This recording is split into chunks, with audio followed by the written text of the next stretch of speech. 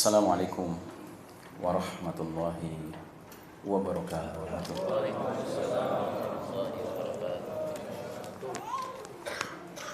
Alhamdulillah rabbil alamin. Wassalatu wassalamu ala ashrafil anbiya'i wal mursalin wa ala alihi wa ashabihi ajma'in. Qala Allah ta'ala fi kitabihil karim ba'da a'udzu billahi as-sami'il 'alim minasy syaithanir rajim. Ya ayyuhalladzina amanu taqullaha haqqa tuqatih wa la tamutunna illa wa antum muslimun. Hadirin jamaah salat zuhur yang dirahmati Allah, alhamdulillah pada siang hari ini Allah Ta'ala izinkan kita menjalankan kewajiban kita salat zuhur berjamaah. Semoga ibadah kita, amal soleh kita senantiasa diterima Allah Subhanahu wa Ta'ala.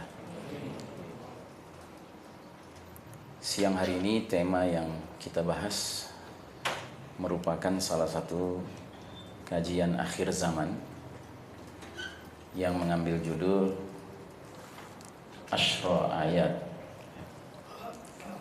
10 tanda. 10 di sini jumlahnya 10, sedangkan tanda yang dimaksud di sini adalah tanda kiamat, dan khususnya tanda yang dimaksud di sini adalah 10 tanda-tanda besar kiamat ya. Karena para ulama kita telah membagi asyratus sa'ah, tanda-tanda kiamat atau tanda-tanda akhir zaman, ke dalam 2 kategori. Ada yang disebut tanda-tanda kecil, alamatus sughra, dan ada yang disebut tanda-tanda besar, alamatul kubra. Tanda-tanda kecil jumlahnya sangat banyak dan umumnya datang lebih dahulu. Saya katakan umumnya karena ada juga tanda-tanda kecil yang datang belakangan ketika dunia ini mau berakhir. Tanda-tanda kecil itu terselip di antara tanda-tanda besar. Di antara contohnya adalah zuhur al-Mahdi, tampilnya al-Mahdi, pemimpin orang beriman di akhir zaman. Itu bukan tanda besar, itu tanda kecil. Tetapi munculnya di ujung perjalanan dunia ini ketika tanda-tanda besar sudah bermunculan.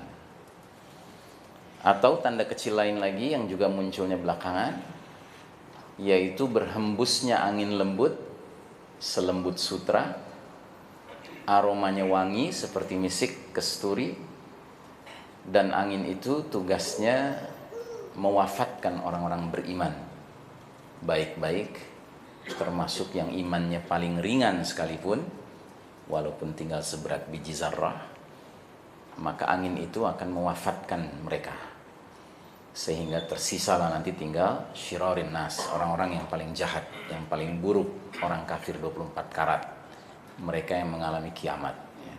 Nah, ini tanda kecil. Angin lembut ini tanda kecil, tapi dia munculnya di belakang hari ketika kiamat sudah dekat. Nah, umumnya tanda kecil datangnya lebih dahulu. Sedangkan tanda-tanda besar yang jumlahnya hanya 10 itu datang belakangan ketika kiamat benar-benar sudah dekat. Itu ciri pertama tanda besar. Ciri kedua tanda besar adalah jika salah satu tanda besar sudah muncul, maka tanda-tanda besar berikutnya akan bermunculan dengan cepat.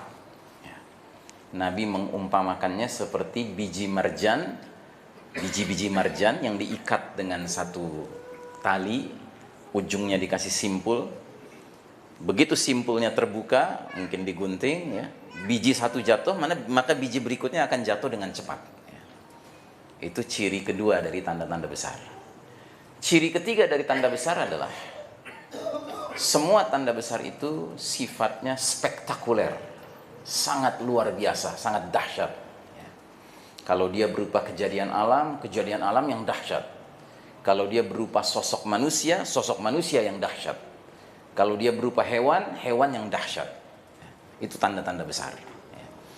Baik, kita mulai dengan sebuah hadis yang diriwayatkan oleh Bukhari Muslim. Hadis ini sering dijuluki hadis Jibril. Di dalam hadis ini, sahabat Umar bin Khattab meriwayatkan suatu ketika kami para sahabat sedang duduk dengan Nabi Sallallahu Alaihi Wasallam dalam suatu majelis. Tiba-tiba muncul seorang laki-laki yang kami tidak kenal. Berpakaian putih bersih, rambutnya hitam legam, namun tidak ada atharus safar. Tidak ada bekas-bekas perjalanan jauh. Laki-laki ini langsung duduk di depan Nabi, dekat sekali dengan Nabi. Lalu mengajukan pertanyaan demi pertanyaan. Salah satu pertanyaannya adalah, mata sa'ah, kapankah kiamat terjadi? Nabi menjawab, mal mas'ulu anha bi'a'lama minas sa'il. Orang yang ditanya tidak lebih tahu daripada orang yang bertanya. Tapi dia bertanya lagi, wa ma amaratiha, apa tanda-tandanya kiamat sudah dekat? Nabi menjawab, wa antaral hufatal auratal alata ri'a asya'i yatatawaluna fil bunyan. Kiamat itu sudah dekat apabila kamu melihat orang yang tidak beralas kaki, telanjang dada, miskin, penggembala domba atau kambing, namun berlomba dalam membangun gedung-gedung tinggi. Sewaktu Nabi menyampaikan hal ini di hadis yang lain, sahabat Abu Hurairah radhiyallahu anhu bertanya, ya Rasulullah, siapa orang-orang dengan ciri-ciri itu? Nabi menjawab, humul Arab, mereka bangsa Arab. Selesai tanya jawab laki-laki ini dengan Nabi. Dia berdiri, dia meninggalkan majelis. Terus Nabi bertanya, ya Umar, kamu tahu siapa laki-laki tadi? Kata Umar, Allahu wa rasuluhu a'lam, Allah dan Rasulnya lebih tahu. Kata Nabi, itulah malaikat Jibril alaihissalam datang ke tengah-tengah kita mengajarkan din kepada umat ini. Subhanallah. Jadi ketika Nabi kita ditanya malaikat Jibril, apa ciri bahwa kiamat sudah dekat? Nabi berkata, jika bangsa Arab telah terlibat dalam perlombaan membangun gedung-gedung tinggi. Mari kita lihat the world's tallest buildings, gedung-gedung tertinggi di dunia. Hari ini gedung tertinggi ketinggiannya 828 meter namanya Burj Khalifah, adanya di kota Dubai, Arab. Gedung kedua tertinggi memang bukan di Arab, di China, 632 meter, namanya Shanghai Tower. Tapi gedung ketiga tertinggi 601 meter namanya Mecca Clock Royal Tower, adanya di kota mana? Mekah, Arab. Dan saat kita berbicara sekarang, Pak, ada sebuah proyek ambisius ingin mengalahkan ketinggian Burj Khalifah. Jadi pemilik proyek ini bercita-cita, berambisi ingin mendirikan number one tallest building in the world. Target dia ketinggian gedungnya itu 1 kilometer, Pak, 1000 meter. Sampai-sampai maketnya kalau kita lihat, Pak, rancangan gambar gedungnya itu, rencananya lantai-lantai atasnya melewati awan, Pak. Namanya Kingdom Tower di kota Jeddah, Arab. Sedang dibangun, Pak. Tahun 2018 nanti insya Allah jadi. Bahkan ini belum jadi, Pak. Ada lagi proyek lain. Ingin mengalahkan ketinggian ini, sampai belum dikasih namanya, Pak. Tapi target ketinggiannya sudah disebutkan 1152 km. Jadi lebih dari 1 kilo, sebanyak 152 meter. Di mana? Di Basrah, Irak Selatan, Arab. So, welcome to reality. Selamat datang kepada kenyataan bahwa saya, Anda, kita semua yang ada di majelis ini, Pak, adalah bahagian dari umat Muhammad sallallahu alaihi wasallam, umat akhir zaman yang hidup di masa ketika bangsa Arab berlomba membangun gedung-gedung tinggi, yang artinya la'alla sa'ata takunu qaribah. Boleh jadi kiamat sudah dekat. We got to prepare. Kita harus menyiapkan diri. Karenanya para ulama yang peduli akhir zaman punya pendapat bahwa kondisi dunia modern dewasa ini praktis hampir semua tanda-tanda kecil yang begitu banyak sudah bermunculan, dan kita sekarang berada di ambang menjelang munculnya tanda-tanda besar. Ingat ya, gedung-gedung tertinggi sekarang bukan di Amerika, bukan di Eropa, bukan di Jepang, di Arab, Pak. Dan yang mengalami ini bukan orang tua kita, bukan kakek nenek kita. Ini Burj Khalifah baru berdiri tahun 2000-an. Sebelum-sebelumnya nggak ada itu. Ini fenomena baru, Pak. Dan sekaligus ini fenomena yang dijawab oleh Nabi ketika malaikat Jibril bertanya, apa tanda kiamat sudah dekat? Kalau bangsa Arab sudah berlomba membangun gedung-gedung tinggi. Ini hadis pertama. Hadis kedua. Hadis kedua kami menyebutnya hadis roadmap, peta perjalanan umat Islam. Dalam satu hadis ini Nabi Muhammad SAW meringkas sejarah umat Islam ke dalam 5 babak. Dan babak demi babak berganti seiring dengan pergantian karakter pemimpinnya. Siapa yang tahu di majelis ini? Berdasarkan hadis ini, kita sekarang sudah berada di babak keberapa? Babak keempat. Masya Allah.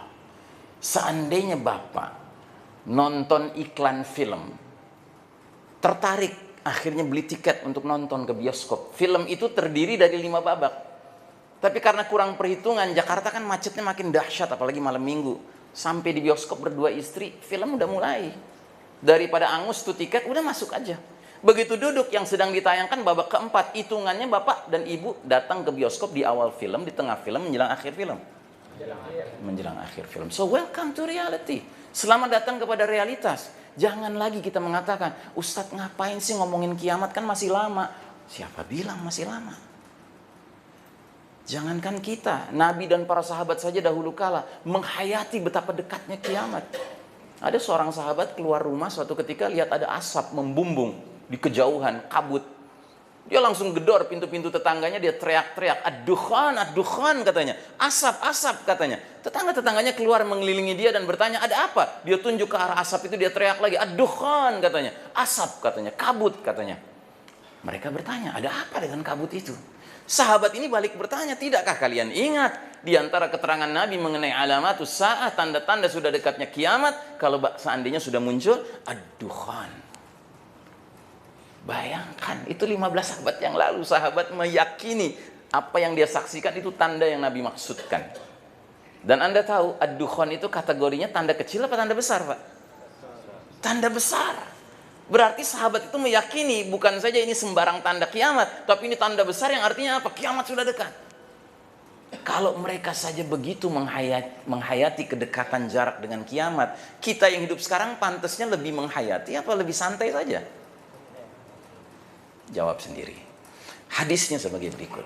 Nabi bersabda, "Takunun nubuwwata fikum masyaallahu an takuna, thumma yarfa'uha idza syaa'a ay yarfa'aha." Kalian akan mengalami babak pertama namanya babak kenabian, an-nubuwah dalam bahasa Arabnya, selama masa yang Allah kehendaki, kemudian ketika Allah berkehendak babak itu pun berlalu.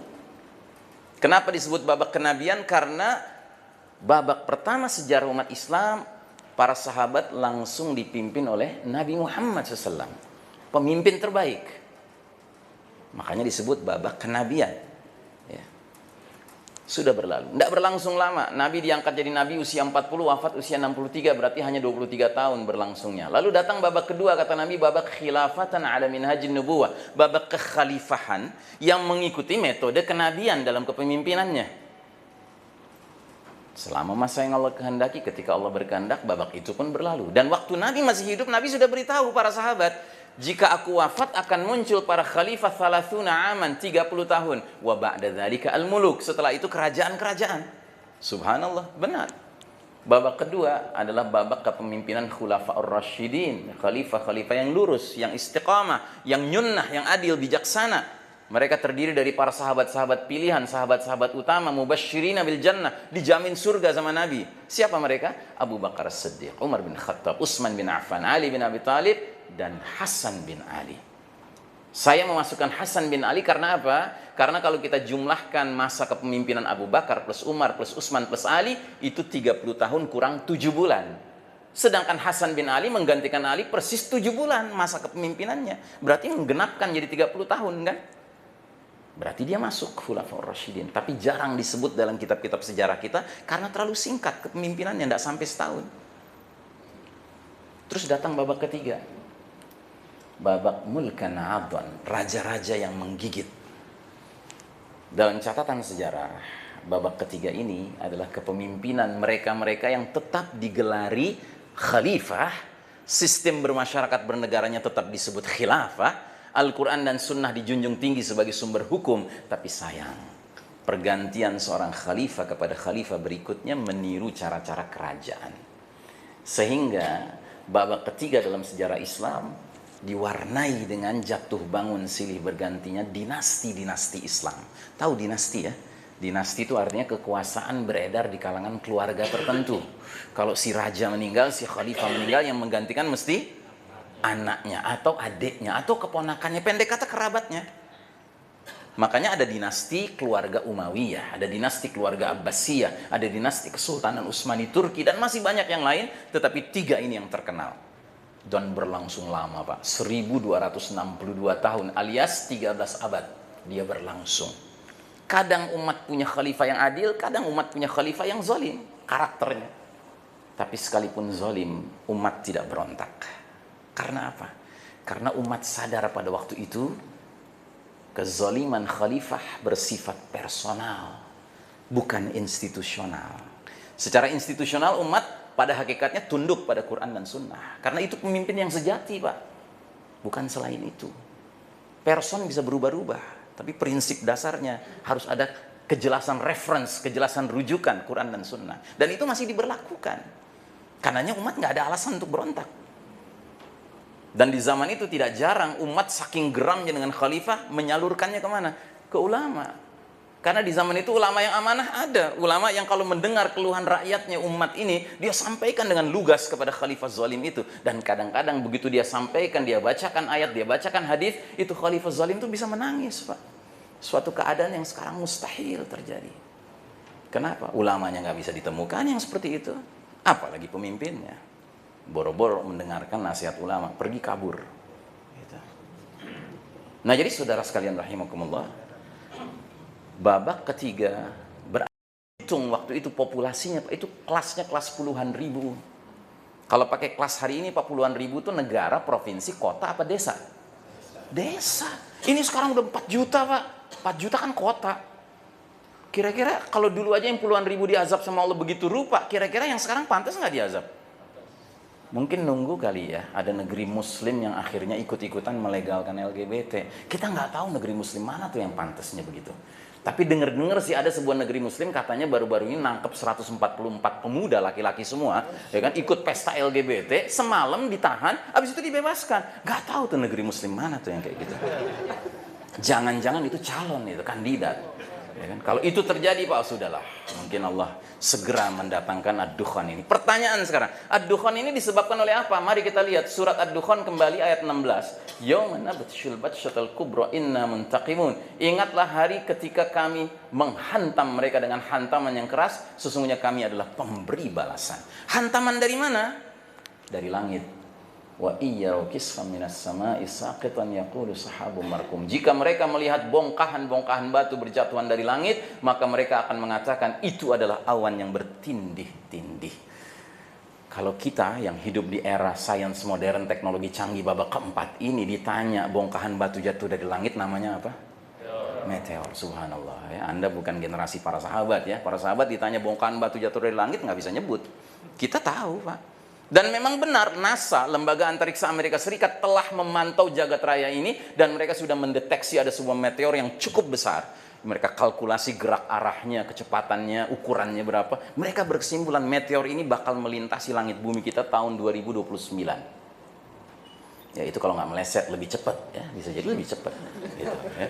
Yang jelas 2029 ini akan datang meteor yang mereka kasih nama mengerikan, Pak, namanya. Namanya Apophis, ini bahasa Latin. Bahasa Inggrisnya The Destroyer. Karena menurut perkiraan mereka, kalau Apophis masuk, ya kan, ke dalam atmosfer langit kita ini, lalu masuk ke areal yang disebut keyhole, lubang kunci, pasti nabrak planet bumi. Dan itu akan menimbulkan disaster, bencana besar.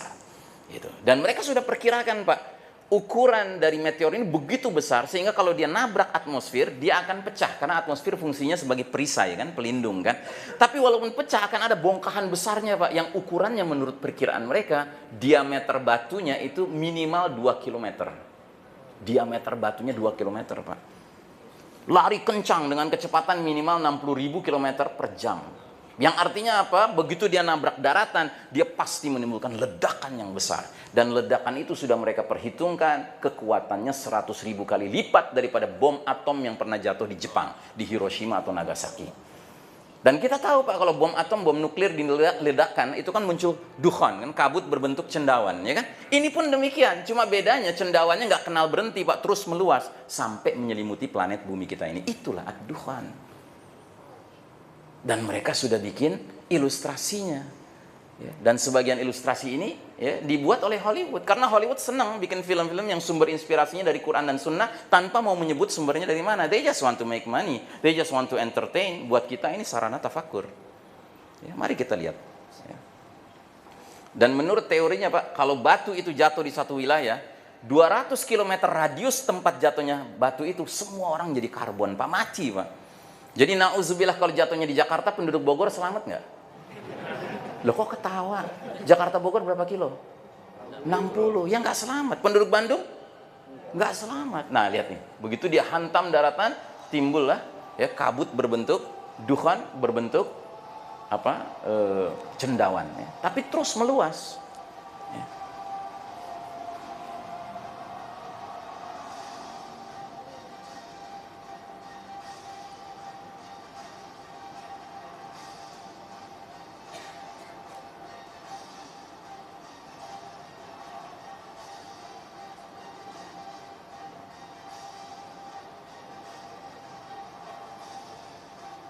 Lihat betapa dahsyatnya bongkahan besarnya ketika jatuh. Nah ini. Nah itu lintasan bongkahan besarnya itu. Nah ini begitu dia jatuh, lihat dampaknya. Nah ini. Nah ini akan meluas sampai 200 km Pak, tempat jatuhnya sih bongkahan batu itu. Belum lagi serpian-serpian kecilnya menjadi semacam rudal-rudal begini.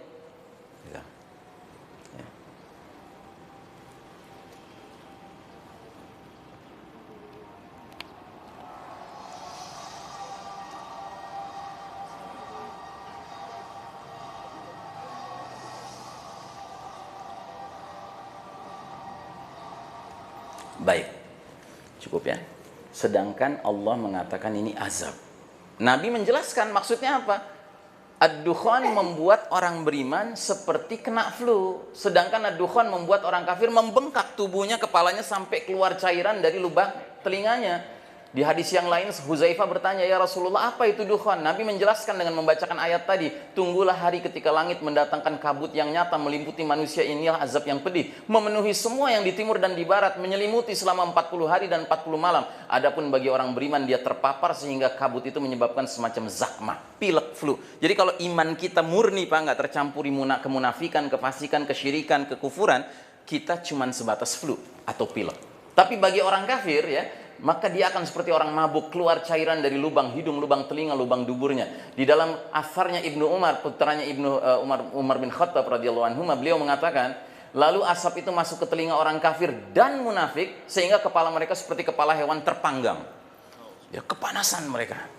Jadi karena ini azab, makhluk yang sama dukhan, perlakuannya beda kepada manusia yang beriman, kepada kafir munafik disamakan, kafir munafik disamakan. Tapi orang beriman cuma sebatas zakmah. Gitu. Pantes kalau Dajjal yang munculnya setelah dukhan, kata Nabi, awar, matanya buta sebelah. Karena cacat, kena efek dari dukhan. Karena dia kafir kan. Gitu. Jadi jangan salah ya kalau dikatakan oleh Nabi, awar, matanya sebelah. Itu bukan satu di tengah Pak. Hapuskan gambaran Dajjal seperti itu. Dajjal tuh matanya dua, tapi sebelah cacat. Nah yang paling penting kita sadari adalah akibat dan dampak dari ad-dukhan dan hantaman keras itu kepada dunia kita. Satu, pasti terjadi significant depopulation. Pengurangan jumlah penduduk populasi dunia ini besar-besaran. Kalau sekarang planet bumi jumlah penghuninya 7 miliar, mungkin setelah hantaman keras dan dukhan ini tinggal separuhnya, tinggal sepertiganya, tinggal seperempatnya. Yang kedua, pasti terjadi global famine, kelaparan mendunia. Karena matahari bersinar nggak bisa menyentuh tanah. Akibatnya tumbuhan, tanaman, pohon nggak menghasilkan. Orang di mana-mana kelaparan. Mode-nya survival, struggle of the fittest. Siapa kuat dia dapat. Makanya kata Nabi akan muncul al-haraj, killings, pembunuhan demi memperebutkan makanan. Nah, yang tidak kalah mengejutkan dan kita harus menyiapkan anak istri kita menghadapinya adalah shutdown of modern technology. Teknologi modern bakal wassalam, bakal selesai. Apa penjelasannya? Penjelasannya sederhana. Batu besar bergesekan dengan udara dengan kecepatan 60.000 km per jam pasti menimbulkan induksi besar-besaran.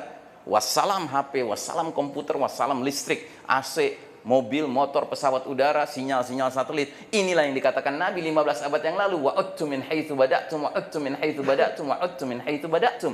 Kalian akan kembali kepada kondisi seperti sedia kala. Kalian akan kembali kepada kondisi seperti sedia kala. Kalian akan kembali kepada kondisi seperti sedia kala. 3 kali Nabi ucapkan di depan para sahabat. Para sahabat nggak ngerti.